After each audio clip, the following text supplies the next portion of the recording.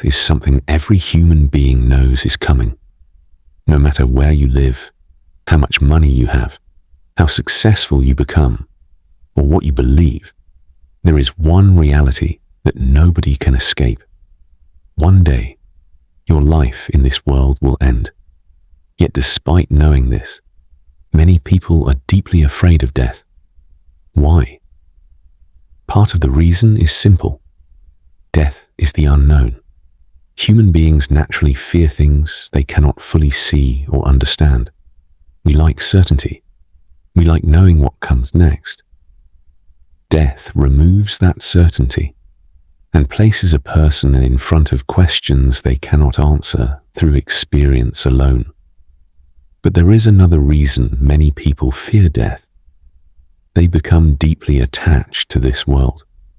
The more a person believes that this life is everything, the more terrifying death becomes. Because death appears to take everything away. Your possessions, your plans, your achievements, your status. Everything stays behind. And this is one reason modern society often avoids talking about death completely. People distract themselves constantly. Entertainment, work, social media, goals, consumption. Anything that keeps the mind focused on the present moment without thinking about its eventual end. But avoiding the topic does not remove the reality. Islam takes a very different approach. Instead of teaching people to ignore death, it encourages them to remember it. Not in an unhealthy way, but in a way that creates perspective, because remembering death changes how a person lives. Small problems become smaller. Petty arguments become less important. Temporary pleasures lose some of their power. You begin asking different questions. Am I using my time wisely? What kind of person am I becoming? What will matter when my life is over? And surprisingly, this perspective can actually reduce fear rather than increase it, because much of the fear surrounding death comes from feeling unprepared for it. Think about any major event in life. The more prepared you are, the calmer you feel. The less prepared you are, the more anxiety appears. The same principle applies here. Islam teaches that death is not the end of existence. It is a transition. A person leaves one stage of life and enters another. For the believer, death is not viewed as disappearing into nothingness. It is the beginning of meeting the reality that comes after this world. That does not mean believers never feel fear. Even righteous people can feel nervous about the unknown. But there is a difference between fear and hopelessness.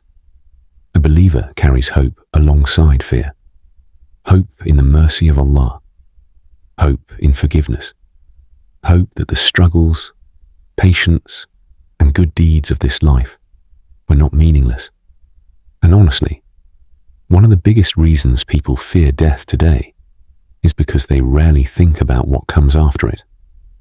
They spend years preparing for careers, exams, finances, vacations, and future goals, but very little time preparing for the one event that is absolutely guaranteed to happen.